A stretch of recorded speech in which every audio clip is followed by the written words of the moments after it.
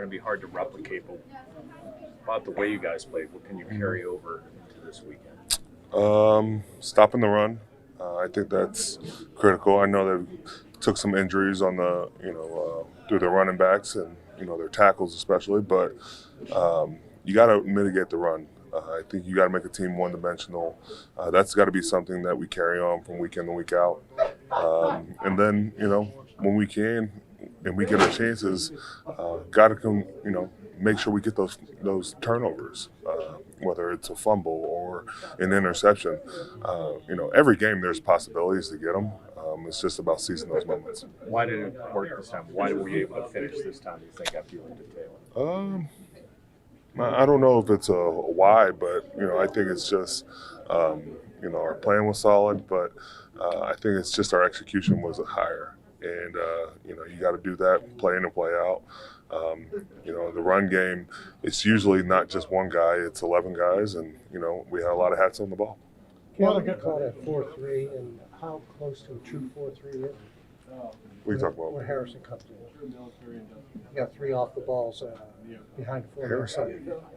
James Harrison? Oh, Malik Harrison. I'm like James Harrison retired. I'm like, too long. Oh, man. That's very different when he comes Yeah. Malik is more stout linebacker, comes downhill. And, sometimes you got to just shore things up. And I thought he played very well. We're going to need that. And, when we do that, have those different looks, and you're bringing guys in and out, the main thing is getting lined up and, executing at a high level. But you guys had a Landon Roberts as a downhill pumper like that. Mm-hmm. You never went 4-3. We did. We've always had different looks. We've done that with Landon Roberts. We've done that with Mark Robb. There's been different, showings of it, throughout the time we've had. The Chargers use a lot of different personnel groupings, and they use a lot of heavy stuff, 12, 22. How does that challenge you guys up front? What are some of your keys when you see that? It's always reminiscent of when we played Baltimore. The OC was a Baltimore guy, and so we have to remember what we have to do. The fullback's basically a D lineman. He is a D lineman, but they have a lot of different looks. You got to be sound. You got to get off blocks. But the main thing you got to preach to guys is take care of your job first and then get off blocks.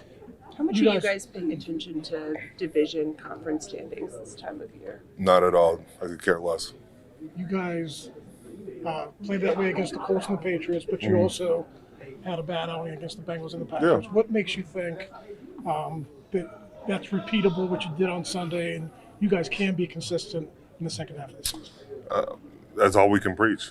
We have to look at these games and use it as teach tape. And we have our good, we have our bad. What team do we want to be? And to be a really good team in this league, you got to be consistent. I think we have the right recipe. It's just about doing it game in and game out. Cam, can coaches sometimes get a little too in their bag? We talked about simplifying things last week, whereas 2 months ago we're talking about the versatility of the group and all the different things you guys can do. I don't think it's about coach being too much in their bag. I think it's just about execution. You never want to be a sitting target. If a team can predict every time what you're in, they're going to have a lot of success. But I think it comes down to just our execution week in and week out. Guys can be challenged in different ways. And there's going to be, different personnel that has to step up. I noticed you and Aaron walking off the field. I think it might have been at the end of the first half on Sunday into the locker room. I'm trying to remember. Maybe it was, but he talked yesterday sort of about how you two hung out at the movies, I guess, maybe recently or whatever. What have you learned about him?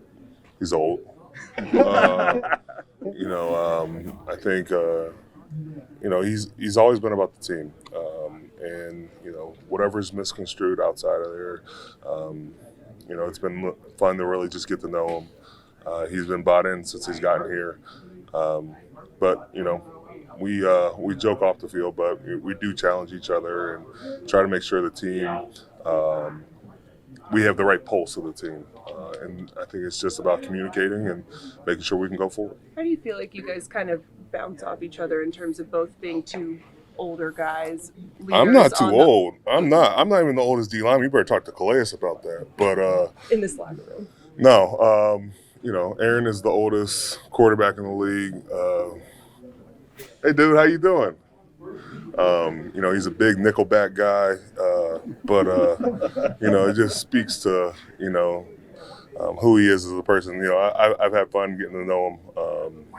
We kid and joke, but we enjoy playing these type of games. We enjoy the challenge week in and week out. You know, and I think we're all just trying to attain one goal.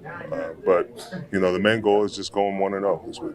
Ramsey is another one of those, experienced guys, and I guess he spoke to you, Mike asked him to talk last Saturday night.